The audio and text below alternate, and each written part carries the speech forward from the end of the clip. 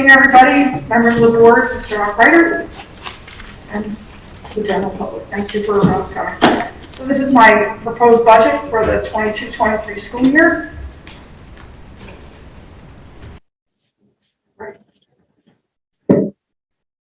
I continue to improve route efficiency to better serve the community and to adapt to the new grade banding model. This has been an ongoing initiative since the grade banding plan was first approved, and this will continue to be fine-tuned to meet the needs of the community. I continue to work with athletics to reduce overtime for sports, and we also work on reducing spending without losing our quality of service.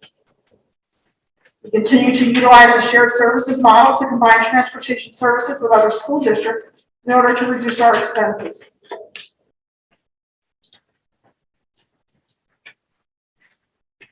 Some enhancements in student safety on the bus for the 22-23 school year. All drivers were recertified in EpiPen administration.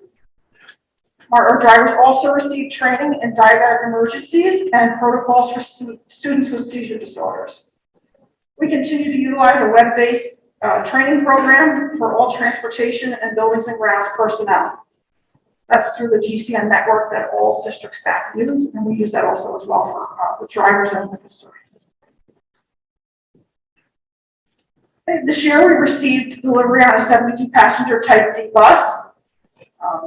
We also received delivery on a dual-wheeled 6-passenger van outfitted with a wheelchair lift. We replaced 13 adaptive seating devices used for our special needs students that we transport. We were able to secure a vendor for the installation of new lift at the bus garage. Those materials have been ordered, however, due to current issues with acquiring materials, we're still waiting for the installation of that lift. We did receive dates as to when materials are going to start to ship to us. And we just are looking probably at installation over the summer. Hey, just remind the board about what those lifts are. Right. So the lifts that we are looking to replace at the garage are the lifts that we use, obviously, to put the buses on, to do the repairs and do the inspections and everything. And that was in the ban that we put forward last school year that the public approved. As we go through my budget, line by line, our non-instructional salaries, it's a 2.1% increase, which reflects the contractual obligations that we have to the CSEA unit. Our non-instructional chauffeurs, that's a 4.3 increase. I'm just looking at perhaps a couple of, to put another substitute chauffeur on the payroll so that I have that person to help fill, where needed. And it's not that person is used hourly. They're not used on a regular basis. They may work, 2 hours one day and not work for a few days. It really depends on what the needs are for that particular day. Okay, for my chauffeurs in the handicap division, it's also a 2% increase. Non-instructional overtime is a 2% increase. And that's for, field trips and different things of that nature. Field trips, we increased that by 1.2%. We do have groups that are classes that are going on field trips right now. We've restricted them to outdoor venues. There's, a few requests for the springtime. I'm anticipating, first of all, everybody wants to go to the Bronx Zoo in the spring, so I'm sure that will be there. So yes, our students are going on field trips. Not as many as they were before. We did have a group from the high school that went to Brewster Ice, the Brewster Ice Arena, but opted for the outdoor venue as opposed to the indoor venue. So that was, they had a great time. Okay, and also sports overtime, we've increased that also by 2%, which is also the contractual requirement for CSEA. We're negotiating with CSEA. We'll start negotiations with CSEA. Their contract is up June 30th. So I'm anticipating that it will be a 2% increase. For my equipment line, I didn't increase it at all. Contractual expenditures is 3.3% increase. Those are things like, my radio repair. The company I have my radios through is my routing program, Different things of that nature is what comes out of that line. Materials and supplies, that's an increase of 18.8%. That's because it's costing me right now 37% more for parts to repair the buses. And so that's why that increase is there.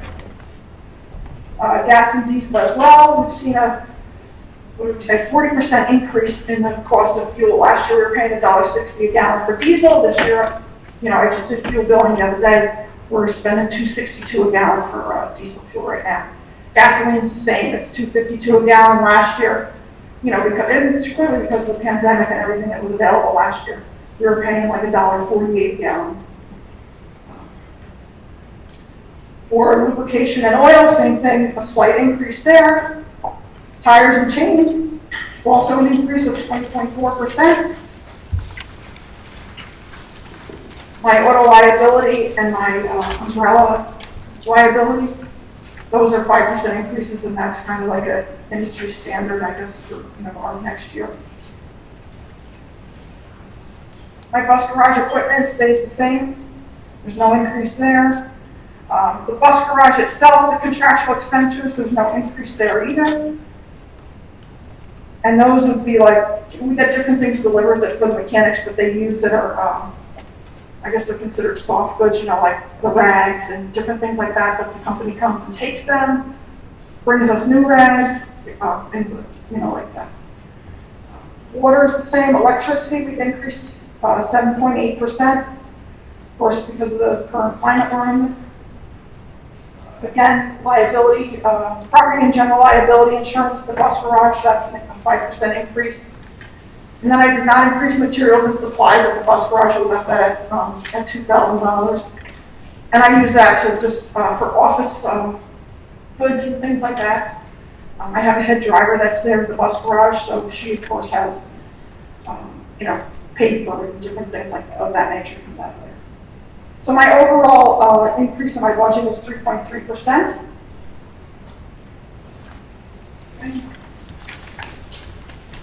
And as we go on to our proposition for next year, our hope is to purchase 2 72-passenger Type D buses and equipment. These buses will replace 2 2006 Bluebird 72-passenger buses with current mileage of 111,000 and 113,000 respectively.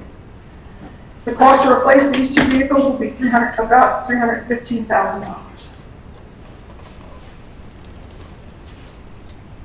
We'd also like to purchase 2 18-passenger single-wheel vans, one that will be outfitted with a wheelchair lift. We have children that go to school over on the other side of the bridge, and for me to be able to put them on the Palisades to get there, it saves about 20 minutes one way for those kids to get to school. So rather than being on the bus for an hour and 40 minutes, they're on the bus, on the bus a little bit shorter time, because with a single wheel I can go on the Palisades, and with a dual wheel I cannot. And one of those children does use a wheelchair. Okay, those vehicles that I'm going to use to replace are in excess of 140,000 miles and are currently used each day. Okay, the cost to replace those 2 vans would be approximately $115,200. We also need to purchase a vehicle to be used by Buildings and Grounds Department for various tasks, including supply delivery, mail delivery, and snow removal. And the approximate cost of that would be $50,000. The total proposition would not exceed $500,000.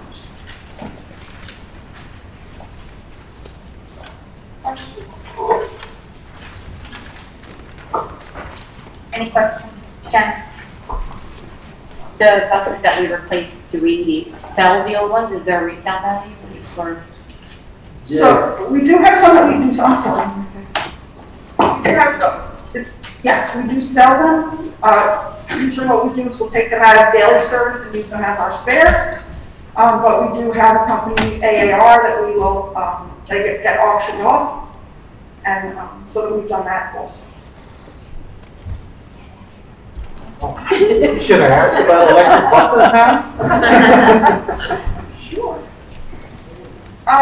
Enrique and I have been talking about this for a couple of years.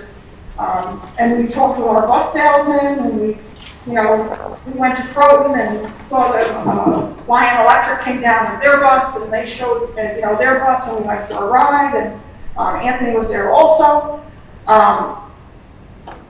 The technology for electric buses just isn't there yet, and I know what the governor's request is, what her directive has been. I'm the vice president of the State Association of, New York Association of People Transportation. So I'm the vice president of the association, and we are working very hard along with our advocate to get the governor to change her drop dead date of 2035.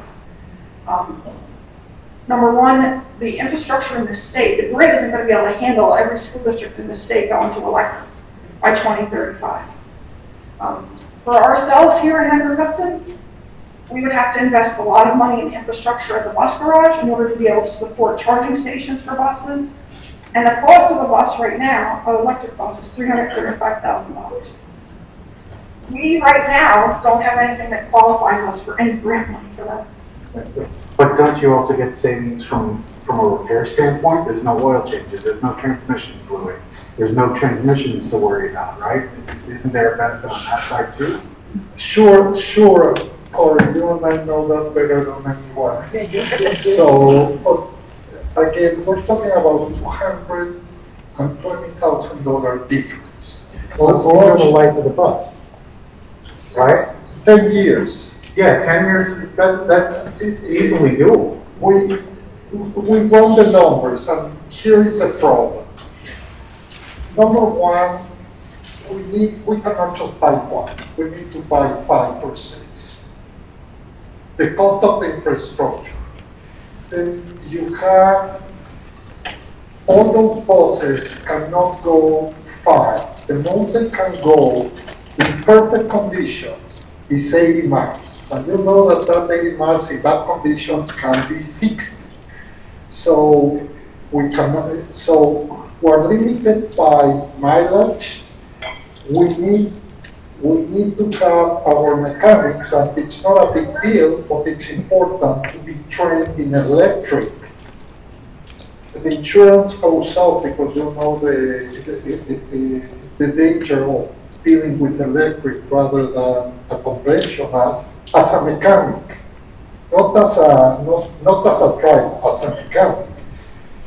We run the numbers, and no one more than me wants that. We're not there yet. I cannot see coming to the board and to the community and asking instead of 120,000, 300,000. There has to be incentives that are coming. And I want to wait for those incentives rather than pay the difference. What I'm trying to do with this is extend the life of those buses, so when we get the grant, we can buy more. But at this point today, this year, our recommendation is too expensive. Let's wait 1 or 2 years. I didn't realize the range was so low on buses. Is that across the board? They're only about 80 miles of range? Yes. Yes, and you have to, it's preferred that you charge them on off-peak hours. Yeah. So it would only be overnight charges that we would have to do, which is okay, but then I have to manage, or whoever's in my seat is gonna have to manage what those buses are used for. They're not gonna be going on sports trips. They're not gonna be leaving the district. They're gonna have to stay, here to drive our kids from the high school to home, the middle school to home. They're not gonna be buses that we're gonna be, using, to go to whatever. The ski trip alone is, 76 miles. Does it, as long as we're thinking about it, we're also accounting for the other benefits of costs that we don't have to spend if we did that. Like, it would be great to do that, but I agree, 80 miles range is just, it's not practical. Yeah, and when White Plains got their buses 2 years ago, we're gonna take the electric buses, take the kids on a trip, and they went on a field trip, and the drivers were running the buses in order to stay warm, and the kids came out and the buses wouldn't start. So they had to call and have, regular diesel buses come and pick those kids up to get them back to school, and then they have a tow truck to come and take those electric buses back. That sounds like driver error. But the driver, they didn't realize that, that they were running the, electric heaters in the bus and it's running off the power that they Yeah, have. sorry, education error. Absolutely. But, I have other constituents, Suffolk Transportation, they just purchased, 6 buses last year, they're purchasing 6 buses this year. They're transporting 40,000 kids, but, they're also telling me that, and the island's pretty flat down there, and they have their own issues too. He's getting, on a winter day, he's only getting, about 60 miles on those buses. Yeah, now, you have to learn how to use these properly, right? And that's really So something- that's not a learning educated. process for everybody, not just the management of it, but also the people who are driving it, and also the mechanics themselves will be trained also, and, the maintenance of them. Yeah, all right, thank you. Any other questions?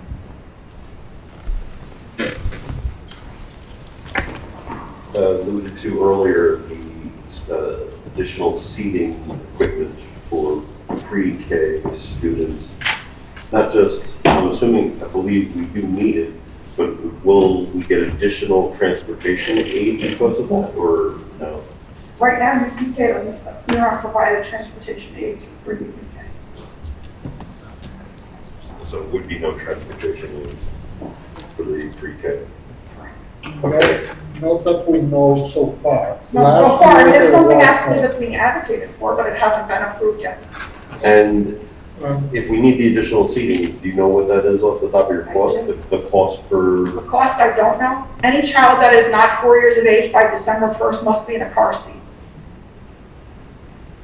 Bill, my personal experience for my kids that went to pre-K, and that was 20 years ago, is that they went with the rest of the. on a regular bus? But that was 20 years ago. Okay. So it might not be an issue. Well, it's very different 20 years ago than it is now. There are all regulations now. I qualified age. So September, October, November, till December 1st, they must be in a car seat. And I, in good conscience, I don't think we can put them on a regular bus without having a monitor on the bus. Because if there's an emergency, how are you going to get that child off? How are you going to get all those kids in car seats off of the bus? Okay, something else to think about. Thank you. Thank you, Liz.